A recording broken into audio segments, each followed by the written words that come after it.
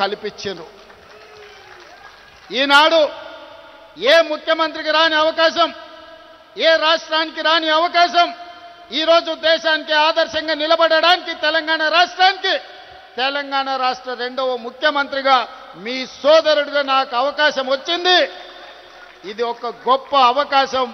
ఇది చరిత్రలో మిగిలిపోయే, చరిత్రలో రాసిపెట్టే అవకాశం.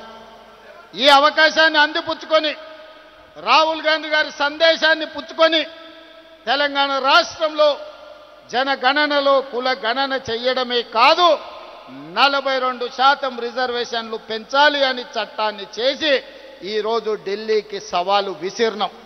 ఇవాళ తెలంగాణ రాష్ట్రంలో రిజర్వేషన్లకు అడ్డుపడ్డ చంద్రశేఖరరావు, బండి సంజయ్, కిషన్ రెడ్డి, రామచంద్రరావు కాదు మన సవాలు, మన సవాలు ఢిల్లీ మీద, నరేంద్ర మోడీ మీద,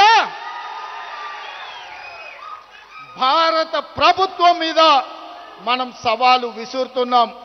నరేంద్ర మోడీ గారు ఎన్డీఏ ప్రభుత్వానికి జంతర్ మంతర్ చౌరస్తా నుంచి నేను సూటిగా సవాలు విసురుతున్నా. మా డిమాండ్ను ఆమోదిస్తారా, లేకపోతే మిమ్మల్ని గద్దె దించి ఎర్రకోట మీద 3 రంగుల జెండా ఎగరేసి, ఎర్రకోట మీద 3 రంగుల జెండాను ఎగరేసి మా నాయకుడు రాహుల్ గాంధీ గారిని దేశ ప్రధానమంత్రిగా చేసి 42% ఓబీసీ రిజర్వేషన్లను సాధించుకునే వరకు ఇక్కడ ఉన్న వాళ్ళు ఎవరు నిద్రపోరన్న మాట నరేంద్ర మోడీ గారికి నేను విజ్ఞప్తి చేస్తున్నా. మిత్రులారా, ఈ వేదిక మీద నుంచి నేను విజ్ఞప్తి చేస్తున్న ఈ భారత ప్రధానమంత్రి గారికి, అయ్యా నరేంద్ర మోడీ గారు, మీ గుజరాత్ నుంచి గుంట భూమి మేము అడగలే, మీ పోర్బందర్ పోర్టు నుంచి చుక్క నీళ్లు అడగలే. మా తెలంగాణ రాష్ట్రంలో మా గడ్డ మీద మా బలైన వర్గాల సోదరులకు మేము 42% రిజర్వేషన్లు ఇచ్చుకుంటామంటే మీ గుజరాత్ వాళ్ళకు వచ్చిన కడుపు మంటేందని నేను అడగదలుచుకున్నా.